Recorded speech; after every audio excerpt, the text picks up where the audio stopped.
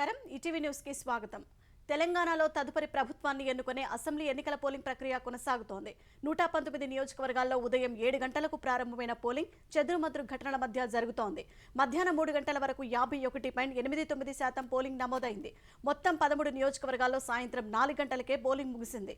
Maoist ప్రభావిత సమస్యాత్మక నియోజకవర్గాలుగా గుర్తించిన సిర్పూర్, చెన్నూరు, బెల్లంపల్లి, మంచిర్యాల, ఆసిఫాబాద్, మంథని, భూపాలపల్లి, ములుగు, పినపాక, ఇల్లందు, కొత్తగూడెం, భద్రాచలం, అశ్వారావుపేటలో సాయంత్రం 4 గంటలకే పోలింగ్ ముగిసింది। మిగిలిన 106 నియోజకవర్గాల్లో సాయంత్రం 5 గంటలకు పోలింగ్ ముగియనుంది। 119 నియోజకవర్గాలకు మొత్తం 2290 మంది అభ్యర్థులు బరిలో ఉన్నారు। హైదరాబాద్, పాత బస్తీ సహా కొన్ని నియోజకవర్గాల్లో పోలింగ్ మందకోడిగా సాగుతోంది।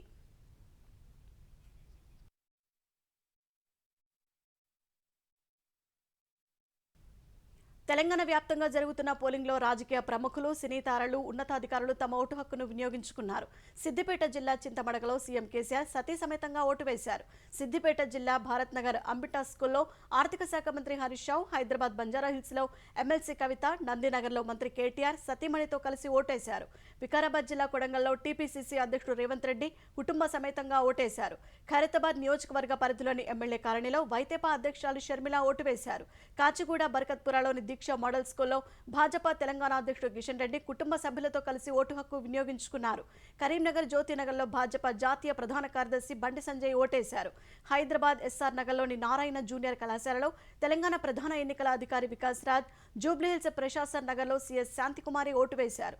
జూబ్లీహిల్స్ క్లబ్లో కుటుంబ సభ్యులతో కలిసి చిరంజీవి, మణికండలో హీరో వెంకటేష్, జూబ్లీహిల్స్ ఓబుల్ రెడ్డి స్కూల్లో జూనియర్ ఎన్టీఆర్ కుటుంబ సభ్యులతో కలిసి ఓటేశారు। బీఎస్ఎన్ఎల్ సెంటర్ పోలింగ్ బూత్ లో అల్లు అర్జున్ ఓటేశారు। షేక్పేటలో సినీ దర్శకుడు రాజమౌళి, ఫిల్మ్నగర్ క్లబ్లో దర్శకుడు రాఘవేంద్రరావు, నటుడు రానా ఓటేశారు। నాగార్జున, అమల, నాగచైతన్య జూబ్లీహిల్స్లోని ప్రభుత్వ working women hostel polling booth లో ఓటు హక్కు వినియోగించుకున్నారు। రామ్ చరణ్ భార్య ఉపాసనతో కలిసి వచ్చి ఓటు వేశారు। పోలింగ్ సందర్భంగా పలు చోట్ల గొడవలు జరిగాయి। జనగామలోని 245వ పోలింగ్ కేంద్రం వద్ద ఉద్రిక్త పరిస్థితి ఏర్పడింది। కాంగ్రెస్, సిపిఐ, భాజపా కార్యకర్తలు, భారాసకు మధ్య ఘర్షణ జరిగింది। నేతలు పరస్పరం దాడులకు పాల్పడ్డారు। పోలీసులు లాఠీచార్జ్ చేసి చెదరగొట్టారు। నారాయణపేట జిల్లా మాగడూర్ మండలం వర్కూర్ గ్రామంలోని 59-60 పోలింగ్ కేంద్రాల్లోనికి భారాస అభ్యర్థి చిట్టెం రామ్మోహన్ రెడ్డి తన అనుచరులను తీసుకువెళ్లడంపై కాంగ్రెస్ కార్యకర్తలు నిలదీశారు।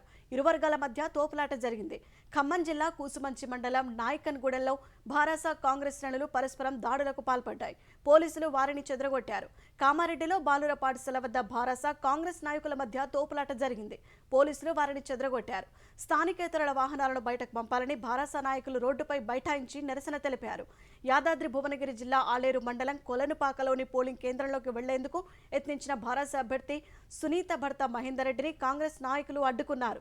మహేందర్ రెడ్డి కారుపై కాంగ్రెస్ కార్యకర్తలు రాళ్లదాడి చేశారు। ఇబ్రహీంపట్నం నియోజకవర్గం ఖానాపూర్ గ్రామంలో భారాస కాంగ్రెస్ కార్యకర్తలు ఘర్షణకు దిగగా పోలీసులు చెదరగొట్టారు। అధికార పార్టీ నాయకులు మద్యం, డబ్బులు ఒకరికి ఇచ్చి మరొకరిని విస్మరించారని గజ్వేల్ పరిధిలోని 142 పోలింగ్ కేంద్రం వద్ద మహిళలు నిరసన తెలిపారు। అర్ధరాత్రి నుంచి ఉదయం వరకు కొనసాగిన హైడ్రామా మధ్య నాగార్జున సాగర్ కుడి కాలువకు ఆంధ్రప్రదేశ్ నీటిపారుదల శాఖ సిబ్బంది నీరు విడుదల చేశారు। 2000 క్యూసెక్ల నీటిని దిగువకు వదిలారు। అర్ధరాత్రి డ్యాం వద్దకు భారీ సంఖ్యలో వెళ్లిన ఆంధ్రప్రదేశ్ పోలీసులు ఏపీ పరిధిలో ఉన్న 13వ గేటు వద్దకు చేరుకొని బారికేడ్లు, కంచె ఏర్పాటు చేశారు। అక్కడి వరకు పూర్తిగా డ్యాంను ఏపీ పోలీసులు ఆధీనంలోకి తీసుకున్నారు। ఈ క్రమంలో తెలంగాణ పోలీసులు అక్కడకు చేరుకోవడంతో ఇరు రాష్ట్రాల పోలీసుల మధ్య ఘర్షణ వాతావరణం ఏర్పడింది।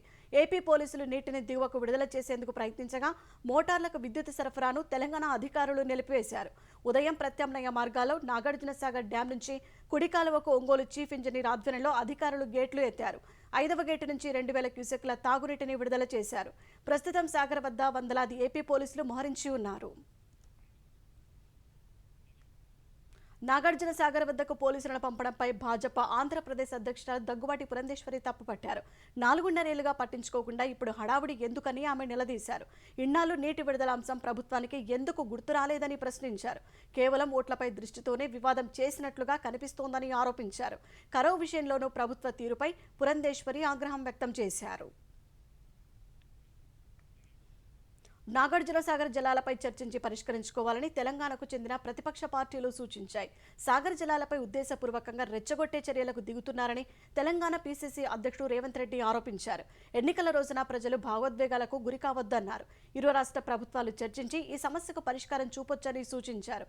కేసీఆర్, జగన్ కుమ్మక్కై ఆంధ్ర, తెలంగాణ మధ్య మళ్లీ గొడవలు సృష్టించేందుకు ప్రయత్నిస్తున్నారని భాజపా జాతీయ ప్రధాన కార్యదర్శి బండి సంజయ్ ఆక్షేపించారు.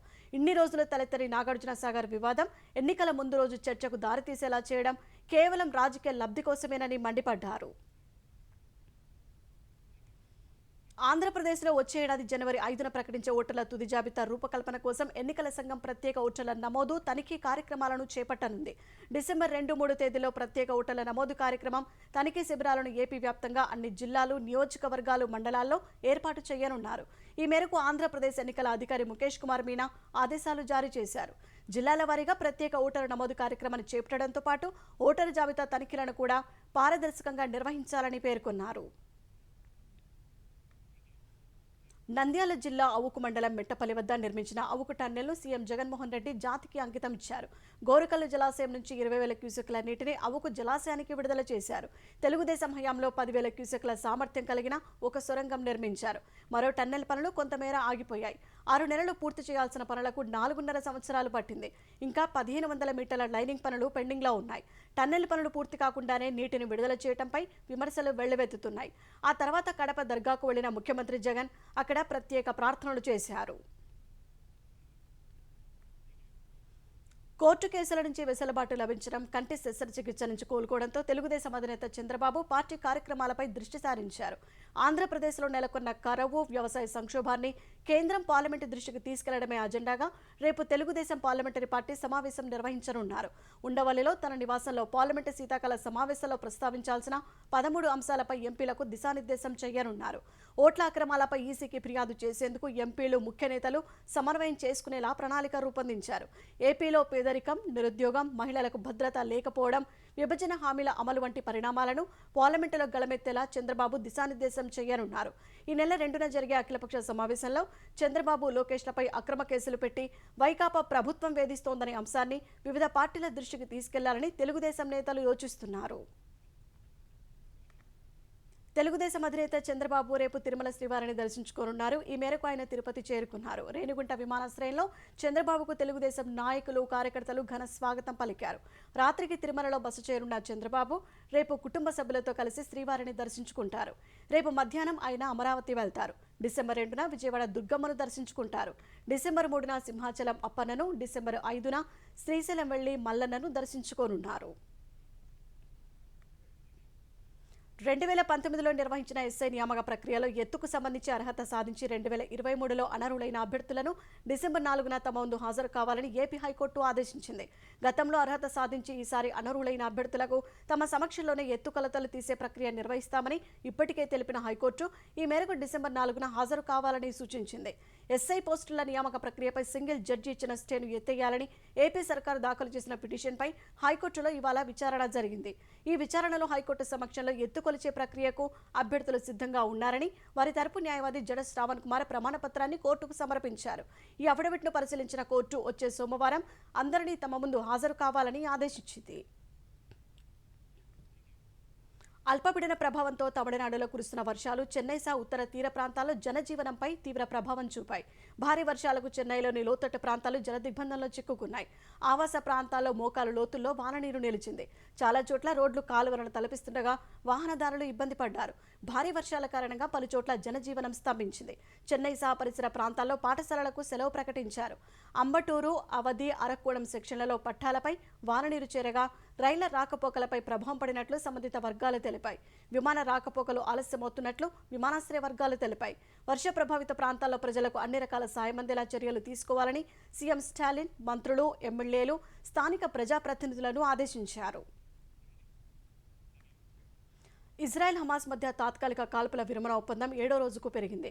రెండో విడత కాల్పుల విరమణ ఒప్పందం ఈ ఉదయం ముగియగా మరో రోజు పొడిగించేందుకు ఇజ్రాయెల్ హమాస్ మిలిటెంట్లు అంగీకరించినట్లు ఖతార్ ప్రకటించింది. తొలుత 4 రోజులు, రెండో విడత 2 రోజులు, మూడోసారి 1 రోజు కాల్పుల విరమణకు ఇరు వర్గాల మధ్య ఒప్పందం కుదిరింది. అటు తాత్కాలిక కాల్పుల విరమణ 6వ రోజు పాలస్తీనాకు చెందిన మరో 30 మంది ఖైదీలను ఇజ్రాయెల్ విడుదల చేసింది. హమాస్ మిలిటెంట్లు మరో 16 మంది బందీలను వదిలేశారు. ఇందులో 10 మంది మహిళలు, చిన్నారులు, 4 థాయ్ పౌరులు, 2 చొప్పున రష్యన్, ఇజ్రాయెల్ మహిళలు ఉన్నట్లు ఇజ్రాయెల్ సైన్యం ప్రకటించింది. ఇజ్రాయెల్ విడుదల చేసిన వారిలో సామాజిక కార్యకర్త అహెద్ తమీమీ ఉన్నారు.